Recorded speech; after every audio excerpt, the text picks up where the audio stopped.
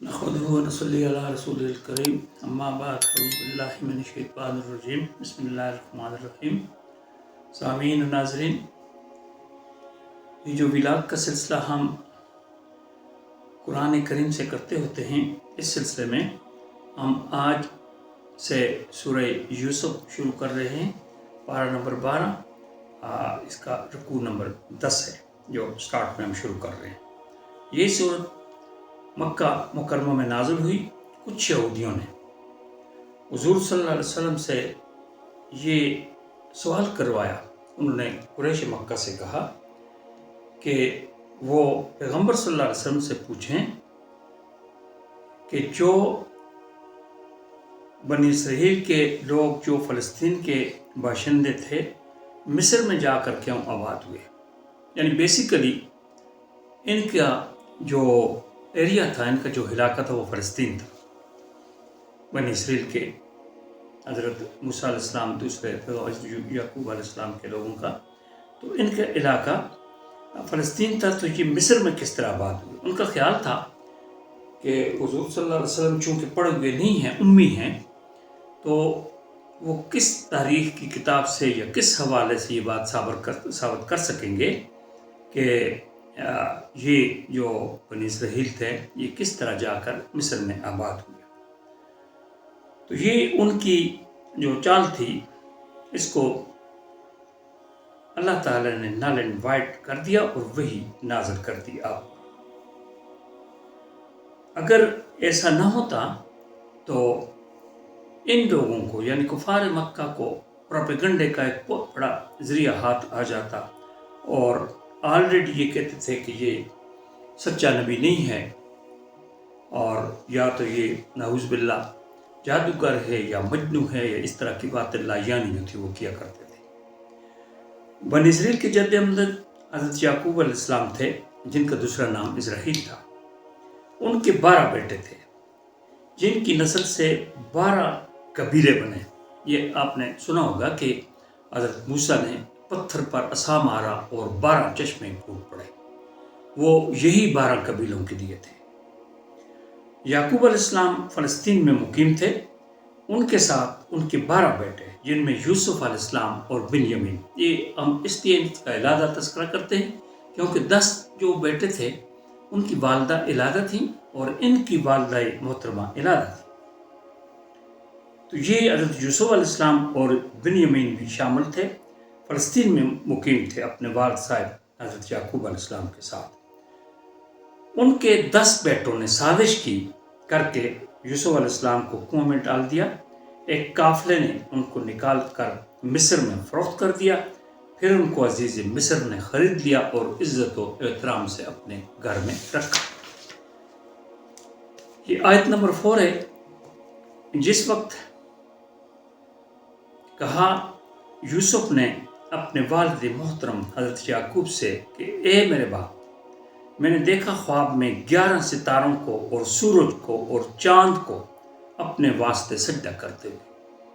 خواب میں نے دیکھا 11 ستاروں کو، چاند اور سورج کو اپنے آگے سجدہ کرتے ہوئے۔ آیت نمبر 5 ہے۔ یعقوب علیہ السلام نے کہا کہ اے میرے بیٹے، اپنے خواب کو اپنے بھائیوں کے سامنے بیان نہ کرنا، ورنہ وہ تیرے خلاف کوئی نئی چال چلیں گے۔ بے شک شیطان انسان کا کھلا دشمن ہے، یعنی شیطان ان کو بہکائے گا اور وہ تمہارے خلاف کوئی نئی چال چلیں گے۔ آیت نمبر 6 ہے۔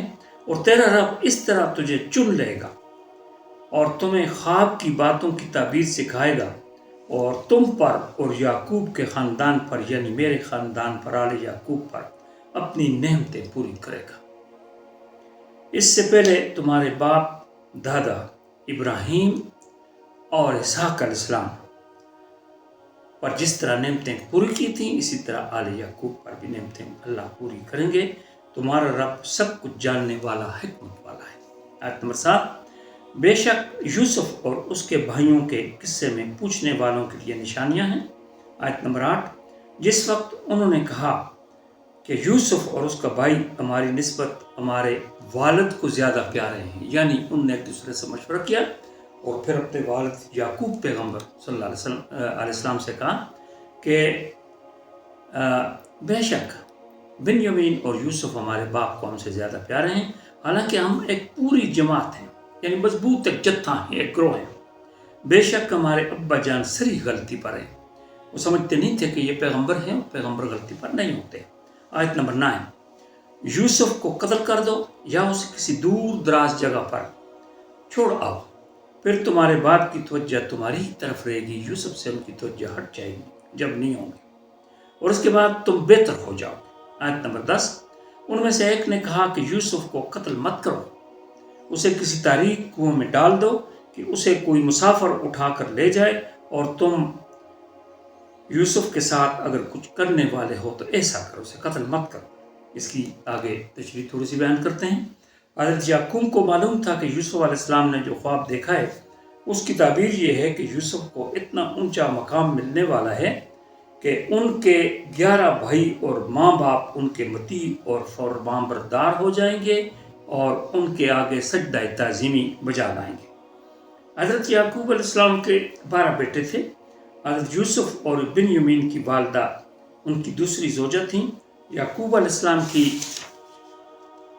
حضرت یوسف علیہ السلام کو یہ خواب یعقوب علیہ السلام نے حضرت یوسف علیہ السلام کو یہ خواب اپنے بھائیوں کو نہ سنانے کو کہا، منع کر دیا انہوں نے، کیونکہ اس خواب کو سمجھنا کوئی مشکل کام نہیں تھا۔ یعنی 11 ستارے 11 بھائی تھے اور چاند سورج ماں باپ تھے۔ یعقوب علیہ السلام سمجھتے تھے کہ یوسف علیہ السلام کے بھائی باپ کے زیادہ پیار و محبت کی وجہ سے یوسف علیہ السلام سے حسد رکھتے ہیں، اس لیے اس خواب کو سننے پر شیطان کے بہکاوے سے آپ کو نقصان پہنچا سکتے ہیں۔ پھر اگر اللہ تعالیٰ نے آپ پر اور آل یعقوب پر نعمتوں کا ذکر کیا کہ جس طرح اللہ تعالیٰ نے تمہیں اس خواب کے ذریعے یہ بشارت دی کہ تمام بھائی تمہارے فرمان بردار بنیں گے، اس طرح اللہ تمہیں نبوت سے سرفراز کر کے تمہیں عزیز نعمتیں دیں گے، تمہیں بہت زیادہ نعمتیں دیں گے، جس طرح حضرت ابراہیم اور حضرت اسحاق تمہارے آباء و اجداد پر اپنی نعمتوں کے انعامات کیے تھے۔ ان کافروں کی طرف سے اشارہ ہے جنہوں نے محمد صلی اللہ علیہ وسلم سے سوال پوچھا تھا کہ بنی اسرائیل کیوں مصر چھوڑ کر فلسطین میں آباد ہوئے۔ ان کا پوچھنے کا مقصد تو اچھا نہیں تھا، ان کے خیال میں آپ کو معلوم نہیں ہوگا، اور ان کی اقانیت کے خلاف پھر اس کے بعد جب آپ کو معلوم نہیں ہوگا، جو آپ نہیں دے سکیں گے تو غلیظ پروپیگنڈا کریں گے ان کے حق ہونے پر، ان کی اقانیت پر۔ لیکن تفصیل سے ان پر وحی نازل ہوئی اور سب کچھ مفصل طور پر آپ کو بتا دیا گیا پیغمبر صلی اللہ علیہ وسلم کو۔ اس کے بعد ان کو چاہیے تھا کہ اسے معجزہ سمجھ کر اسلام لے آتے، لیکن وہ اپنی ہٹ درمی پر قائم رہے۔ حضرت یوسف علیہ السلام کے خلاف تمام سازشیں جو ان کے بھائیوں اور زلیخا نے کی وہ ناکام ثابت ہوئیں، اور ایک نبی کو ہی فتح حاصل ہوئی۔ یہ وحی کے ذریعے پیغمبر صلی اللہ علیہ وسلم کو کہہ دیا گیا۔ آیت نمبر 8 میں فرمایا گیا کہ یوسف کے بھائیوں نے اسد سے ایک دوسرے کو کہا کہ ہم 10 بھائی طاقت اور عمر میں زیادہ ہیں اور ایک مضبوط جتھا ہے۔ یعقوب علیہ السلام کو یوسف اور بنیامین کے مقابلے میں ان سے زیادہ محبت اور لگاؤ ہونا چاہیے، لیکن ایسا نہیں ہے، اور ہمارے والد سخت غلطی اور سری خطا پر ہیں۔ یہ ان کو ایسا کہنا سخت ایک پیغمبر کی شان کے خلاف تھا۔ جو انہوں نے یہ کہا وہ جانتے نہیں تھے اور اپنے نفع نقصان کو وہ صحیح طور پر نہیں سمجھ سکتے۔ انہوں نے سوچا یہ حضرت یعقوب کے بارے میں، وہ اپنی کم فہمی کی وجہ سے ایسا سوچتے تھے، حالانکہ ان کو پتہ ہی نہیں تھا کہ ایک پیغمبر کا رتبہ کیا ہوتا ہے اور اس کی وسعت نظر، یعنی ان کا ویژن، وسعت نظر جو دور تک دیکھتے ہیں، اور اللہ کی رحمت اسے ہر بات سے دوسرے لوگوں سے منفرد کر دیتی ہے۔ آیت نمبر 9 کی تشریح ہے، اس میں وضاحت کی گئی ہے کہ ان کے بھائیوں نے مکروہ مشورہ کیا کہ یوسف کی موجودگی میں باپ کی توجہ حاصل کرنا ناممکن ہے، اس لیے یوسف کو یا تو قتل کر دو یا ان کا کہیں دور علاقے میں چھوڑ دو۔ ان کا پتہ ہی ان کے باپ کو نہ چل سکے اور ان پر زیادہ توجہ دینے لگے۔ جب وہ نہیں ہوں گے تو باپ کی ساری توجہ کے اقدار یہی بھائی ہوں گے۔ اس کے بعد ہم اللہ سے توبہ کر کے اپنی غلطیاں معاف کروا لیں گے۔ حالانکہ جب کسی آدمی پر ظلم کیا جائے تو اس کی معافی صرف توبہ سے نہیں ہو جاتی جب تک کہ مظلوم خود معاف نہ کر دے۔ یہ ہر شریعت کے خلاف تھی یہ بات جو وہ سوچ رہے تھے، یعنی ہر پیغمبر کی شریعت جو ہے وہ مبنی بر حق ہوتی ہے۔ تو آپ کس طرح کہہ سکتے ہیں کہ میں نمازیں اور نوافل پڑھ دوں گا اور اللہ خوش ہو جائیں گے؟ کہ اللہ کو بہلانا کسی بچے کو بہلانا ہے؟ کہ آپ ایکسرین ایک غلطی قتل کا ارتکاب کرتے ہیں یا کسی کو دور دراز علاقے ایک بچے کو چھوڑ دیتے ہیں 7 سال کی عمر کے بچے کو، اور آپ کہتے ہیں میں نمازیں پڑھ کر اللہ کو خوش کر دوں گا؟ ایسا کس طرح ممکن تھا؟ آیت نمبر 10 کی تشریح ہے، ان بھائیوں میں سے ایک نے کہا کہ یوسف کو قتل نہ کرو اور کسی اندھے کنویں میں ڈال دو کہ ادھر سے گزرنے والا کوئی قافلہ اسے اٹھا کر لے جائے۔ یہ تجویز دینے والا ان کے ایک بھائی یہودا تھا۔ یعنی قتل کرنا ایک بہت سخت بات ہے اور اس کے بغیر بھی تمہارا مطلب حل ہو سکتا ہے۔ اگر تم یوسف کو علادہ کرنا چاہتے ہو تو آسان صورت ہے کہ ان کو بستی سے دور کسی گمنام کنویں میں ڈال دو۔ غرض یہ ہے کہ ہم خواہ مخواہ قتل حمد کا گناہ کیوں اپنے سر کر لیں؟ اسے کنویں میں ڈال دینے کے بعد ممکن ہے کہ کوئی مسافر ادھر سے گزرے اور خبر پا کر ان کو نکال لے، یعنی ہمارا مقصد بھی حل ہو جائے گا اور خون حق کے گناہ سے بھی بچ جائیں گے۔ اسی پر ان آیات کے ساتھ آیت نمبر 10 تک ہم نے اس کو آج ڈسکس کیا، ترجمہ کیا اور پھر کسی حد تک تشریح کی۔ تو یہ ایسے ریلیجس ولاگز جو ہوتے ہیں یہ اس میں کوئی مبالغہ نہیں ہو سکتا، اس میں کوئی اللہ کی کتاب سے نکل کر کوئی بات نہیں ہو سکتی۔ تو یہ ایک پیغمبروں کی ایک بہت بڑے اشخاص کی دنیا میں ان کی لائف ہسٹری، ان سے ریلیٹڈ باتیں ہیں، ان کو ہر آدمی کو سننا چاہیے، اور ان سے یہ اس لیے ہوتی ہیں کہ ان سے لوگ سبق لیں پھر آگے، ایسے نہیں ہوتی کہ سن کر تو ختم کر دیں۔ تو اس کو آپ سنیں، اور اگر آپ کو پسند آئے کہ نہ آئے، کیونکہ یہ میری باتیں نہیں ہیں، اسے سبسکرائب کریں۔